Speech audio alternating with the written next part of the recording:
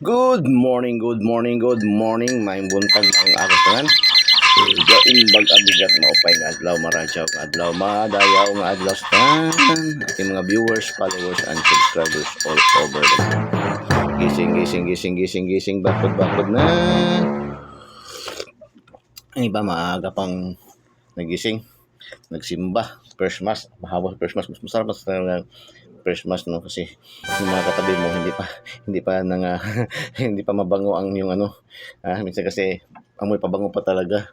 Iba minsan kasi yung maghapon na ang katabi mo minsan hindi mo alam iba na yung amoy ba. Parang panis na no.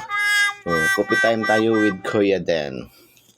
So, ang ganda-ganda, unti-unti maganda yung ating topic sa coffee time with Kuya Dan, no?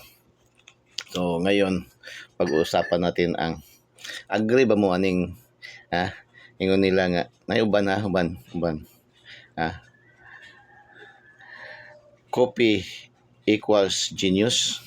Yung mahilig mga kape ay mga genius, yung umiinom ng kape ay mga genius, mga bright. Agree na mo agree mo na ako, agree ko dili bitaw actually wala pa na siya scientific study na pamatuod nga ang kape ay maka-genius, maka-bright.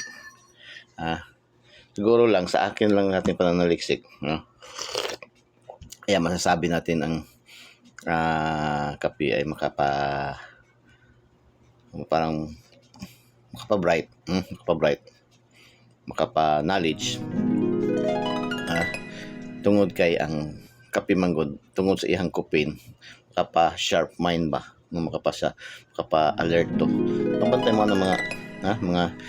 mo ng mga tao nga mahilig mainom ng kape.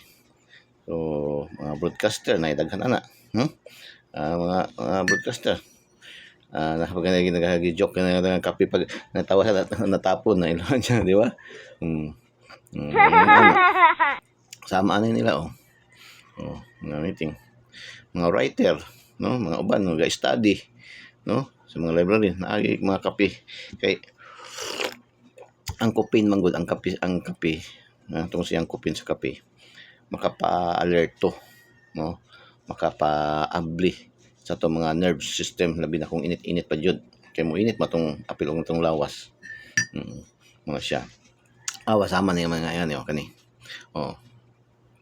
nag-meeting, nag-istorya kana di ba kanang moingon gani nga sa mga pisa tabay daghan kay mamugna nga mga article, no? Labi na mga lawyer daghan mamugna nga mga masulbad nga mga case. Okay, abli man kayo ang mga panghuna-huna. Makapaboost man gud ang caffeine. Mabitaw ang ginagamit po na sa uban gani sa mga energy drink na gani mga caffeine tanawa ng mga label na di ba na mga caffeine. Ay mga certain caffeine ana. Pero kung masubraan po mo po na siya kadaot po na siya di siya damayo. Ang tamang-tama lang po jud. Muna nga mo magkape din mo. Sakto lang buntag sa hapon. Nga farmers na mga farmers o tagas po kinabuhi. Diba? Maski grabe kahago na ilang trabaho. Tungod sa inom og kape. Napagani ko haman yung kanina si content creator si Ralph Aldib kani siya tawa ka mag-content na siya na aga na siya kape permente.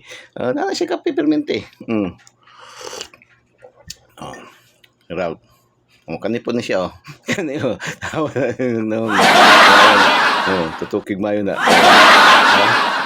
genius. Pero wala man gina-study nga makapa-genius ang kape, pag-inom kape, mga drinkers coffee, mga bright, mga kuan lang siguro mga nagtungod kay lagi abli manggod ang panghuna-huna, so dili ba lutaw ba makapaminsal gud maayo. Mura para guna sa kape ug katong gisgutan nga sa sagarilyong ang nicotine. Mag-abot na sila certain nga substance. Grabe ka alertness nimo ana. Pero masubrahan Again sa ang pagpanagrelo din ato na ginaga-encourage sa. So mao na ang kuan sa kape. No. So mao na ang kuan sa kape.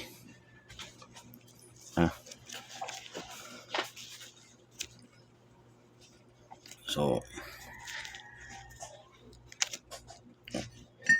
ang study tungod na sa caffeine nga makapa-alert.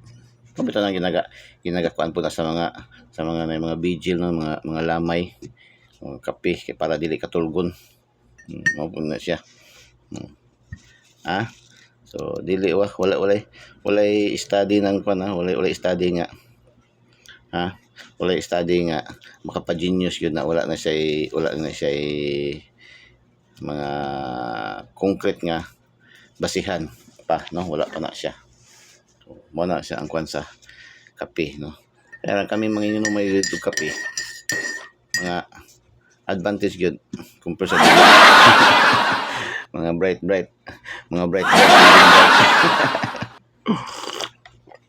Pero tungod man gud sa ang caffeine man gud isa sa nasa sa ingredients nga makapa-boost.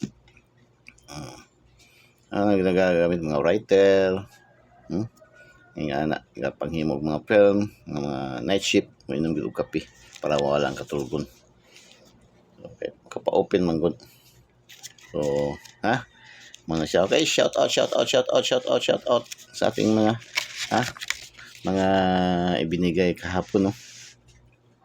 293 Cebu Province, ating 914 sa South Cotabato, yung ating 868 nag-gets sa Lanao del Norte no, yung ating 142 Sarangani, yung ating double na 858 no,